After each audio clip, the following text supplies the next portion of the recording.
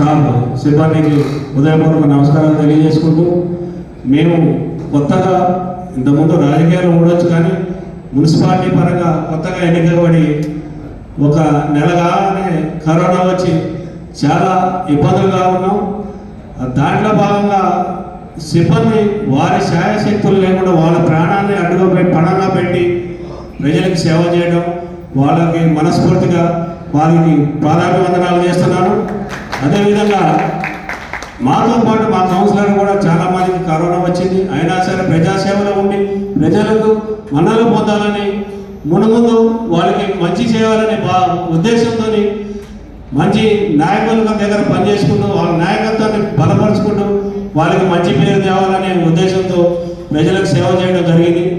అదేవిధంగా ఈ 5 సంవత్సరాల కాలంలో మాకు మన సిబ్బందికి ఎలాంటి ఇబ్బంది లేకుండా మేము చెప్పిన ప్రతి పని మా అన్నగా తమ్ముడిగా స్వీకరించి చెప్పిన పనిలా చేసి మాకు మంచి పేరు తేవడానికి కృషి చేసినటువంటి మున్సిపల్ సిబ్బందికి మరోసారి ధన్యవాదాలు తెలియజేసుకుంటున్నా. అంతేకాకుండా మేము గెలిచిన తర్వాత మేము కాంగ్రెస్ పార్టీ నుంచి పొత్తులో సిపిఐ టీడీపీ పొత్తులో 10 మంది గెలిచినాం. మీ టీఆర్ఎస్ నుంచి 25 మంది గెలిచిన మేము 10 మంది కలిసికట్టుగా ఉండి పార్టీలు మారకుండా పార్టీలకు అతీతంగా అభివృద్ధి చేసుకునే విధంలో మాకు సహకరించినటువంటి సిబ్బందికి హృదయపూర్వక నమస్కారాలు తెలియజేసుకుంటున్నాను. అదేవిధంగా ముందు పార్టీలకు అతీతంగా అభివృద్ధి చేసే విధంలో మన ప్రియతమ నాయకురాలు పద్మావతి రెడ్డి గారు పార్టీలకు అతీతంగా అభివృద్ధి పదంలో నడిపించడానికి మున్సిపాలిటీని ముందుంచడంలో ఎలాంటి అదృష్టశక్తి లేదు. నేను ఈ చైర్మన్ పదవి ఎక్కి కూడా 11 నెలల 15 రోజులుగా వస్తుంది. కాదు మన పదవి రేపు 27 తోటి అయిపోవస్తుంది. మేము ఎక్కిన అంటే పదవి బాధ్యతలు స్వీకరించిన మళ్ళీ ఎంపీ ఎలక్షన్స్ వచ్చాయి. దానిలో వాళ్ళ ఎంపీ ఎలక్షన్లు ఎమ్మెల్సీ ఎలక్షన్స్ వచ్చి మే ఎండింగ్ అయిపోయింది. జూన్ 1 కొంచెం పరిపాలన జరిగింది. జూలై నుంచి కూడా నేను సహకరించలేకపోయాను.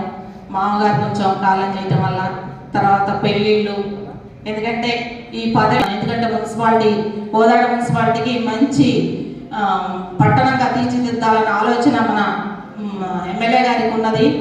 దానిలో భాగంగా కొంచెం ప్రభుత్వం కూడా ఫ్రీగా పోతుంది. అన్ని పథకాలు ప్రజల్లోకి తీసుకొస్తున్నారు. మన పట్టణాన్ని కూడా తీర్చిదిద్దాలన్న ఉద్దేశంతో ఎమ్మెల్యే గారు గట్టి పట్టుదలతో ఉన్నారు. మళ్ళీ నెక్స్ట్ పీరియడ్లో కూడా మీరందరూ ప్రజల ఆదరాభిమానాలు పోని అంటే ప్రజలకి మన వార్డు వైజ్గా ప్రతి ఒక్క కౌన్సిలర్ కూడా మనం సొంత ప్రయోజనాలకు ఏది చేయలేదు.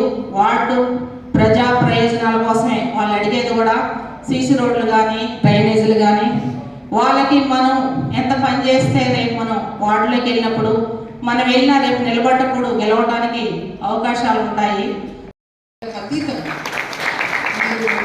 2020 నుంచి కరోనాలో ప్రజాసేవ చేయడంలో కానీ అధికారులు మన కార్మిక సిబ్బందితో కానీ వీరయ్య గారు చెప్పినట్టు సొంత కుటుంబం నుంచి కూడా వాళ్ళకి పోవడానికి ఇబ్బంది పడ్డారు. ఎందుకంటే అఫ్కోర్స్ మన మనిషి బయటికి పోయి వస్తే మళ్ళీ ఏం తీసుకొస్తారు, అప్పుడు చాలా ఇబ్బందిగా ఉండేది. సో ఐ కెన్ ఇమాజిన్ ఎంత చిత్తశుద్ధి ఉంటే తప్ప అప్పుడు ఎవ్వరు కూడా మీరందరూ కూడా ప్రజల్లో పోయి సేవ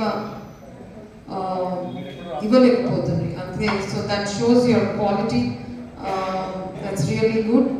అండ్ దాంతో పాటు ఫ్లడ్స్ వచ్చినప్పుడు మీరు ఎవరు ఊహించలేదు కోదాడలో అట్లా అవుతుంది అని.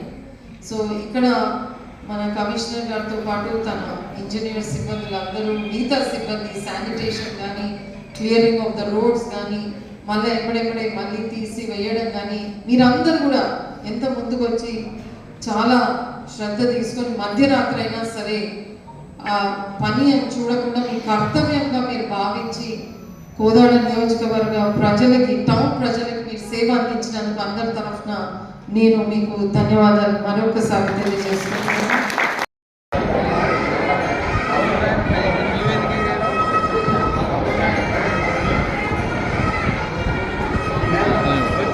జరిగినా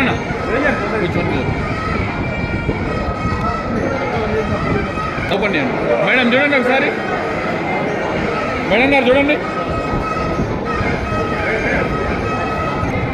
చూడండి అమ్మా.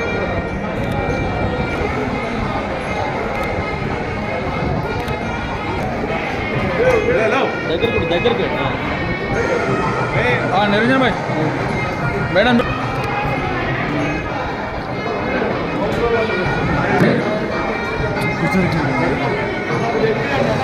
అంతే ఉన్నాను సార్.